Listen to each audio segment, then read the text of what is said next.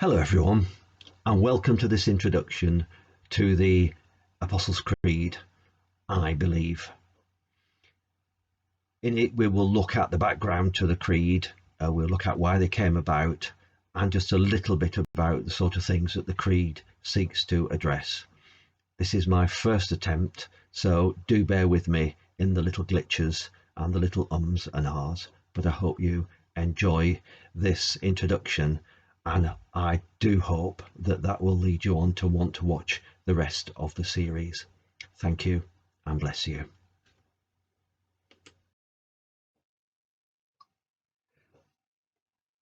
This is the introduction to the series on I Believe, the series on the creeds. It's looking at why the creeds, and that will lead on, of course, to give the basis for the explanation, or my explanation, of what the creeds mean and what's behind the words.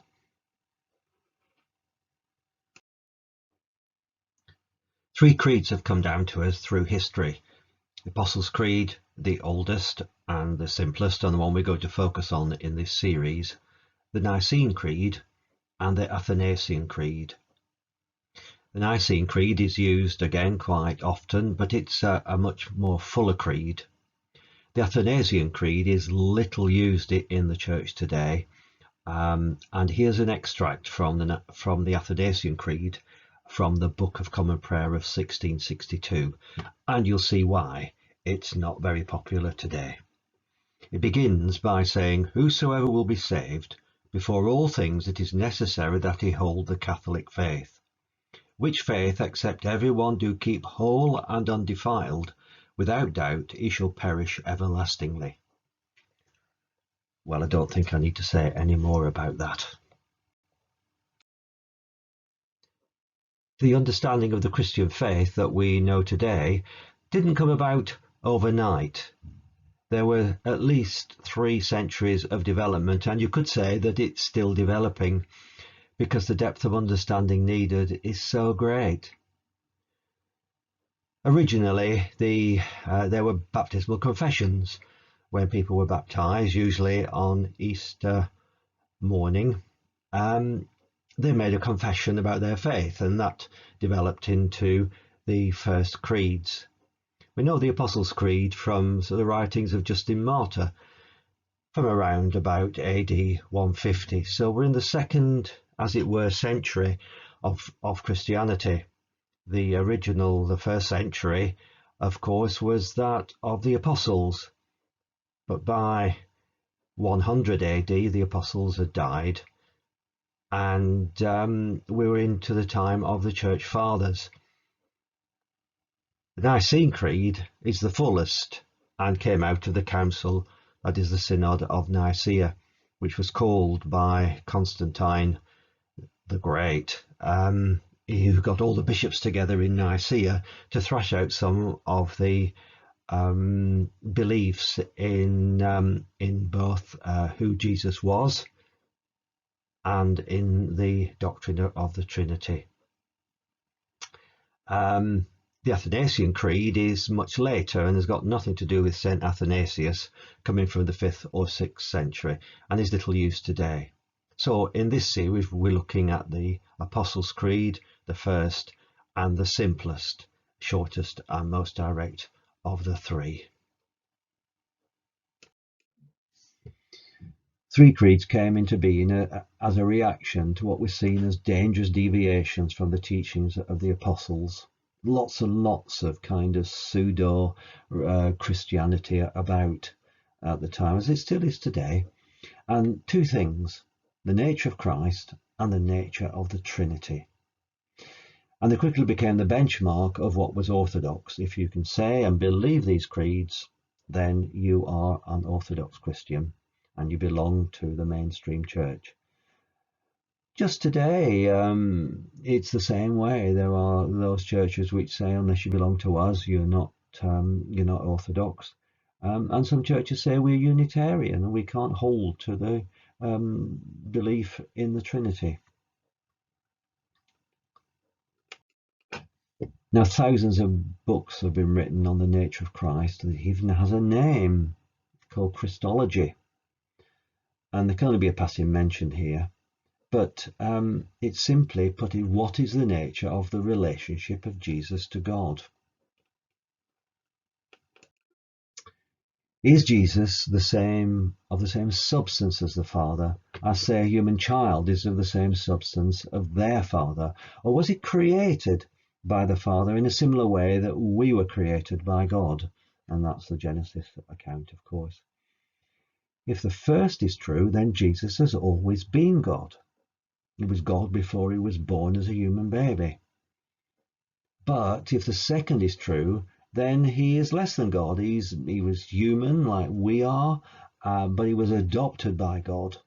And some would say, yes, his baptism was his adoption. Now, don't worry if this is confusing. I hope it will become clearer as the series progresses. Now, even more books have been written on the nature of the Trinity, and nothing split the early church more than this. How do you explain the concepts of three persons in one God? The root of the problem is that there is only one God. Christianity is a monotheistic religion. We believe there is only one God, but that he has expressed himself as three persons, Father, Son, and Holy Spirit.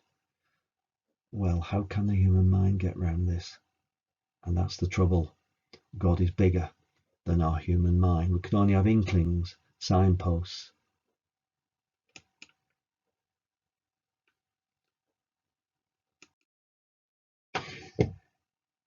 As I say, it's a mystery that can't fully be explained by the human mind. When Jesus says the Father and I are one, and other similar passages, the Church came to believe that indeed Jesus and God are related as fully as Father the Son, Father to Son, and the word begotten was used. Now, often in these cases, these very difficult things to understand, C.S. Lewis explains in a way that we can say, I'm beginning to understand now. Remember C.S. Lewis, Lion, Witch and the Wardrobe? Well, he wrote a wonderful book, get hold of it if you can, called Mere Christianity. And here I quote from it. We don't use the words begetting or begotten much in modern English, but everyone still knows what they mean. I'm not sure about that.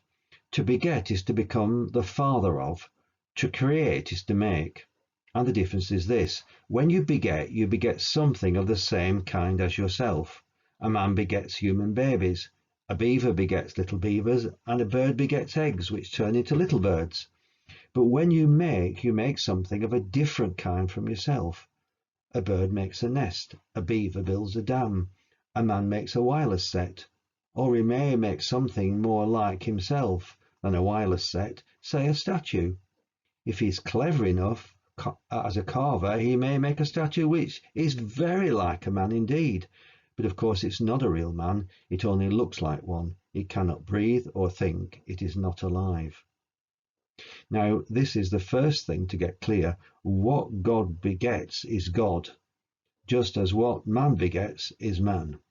What God creates is not God, just as what man makes is not man.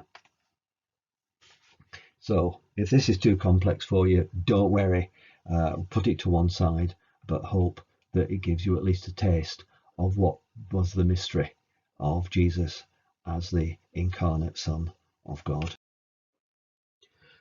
So to finish off this introduction to the Apostles' Creed, just to recap, the Apostles' Creed was developed from earlier writings, which were developed from baptismal formula, and they in turn were developed from the writings of the New Testament.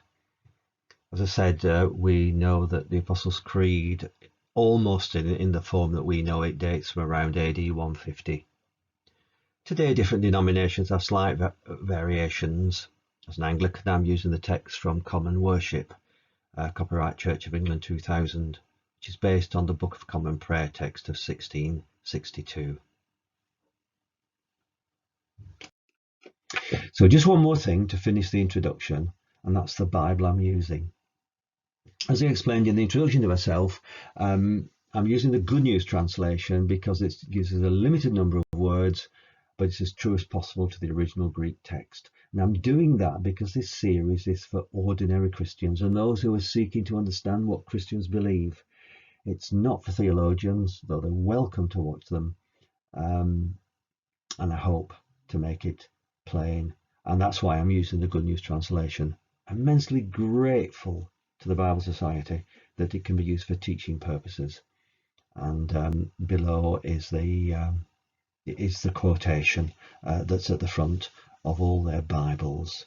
And as I say, I'm really grateful. So enough of this. Let's move on to the first of the series, really beginning. I believe. So next one coming up soon.